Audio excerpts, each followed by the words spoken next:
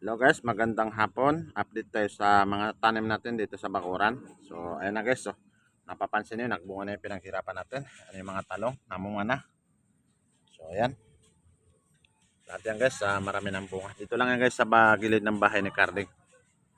So, yung mga, ayan, namumunga na rin yung okra. Saka yung sili. So, marami ng bunga guys. Bali, ang tanim natin dito guys, okra, talong, kamatis. Ayan guys, yung mga bunga niya. Ayan. Lahat yan, mayroon ng bunga. So, ito yung isang okra, malaki na yung bunga. Pwede na yan. Yan. Malapit lang yan dito lang yan guys sa gilid ng bahay ni Carding.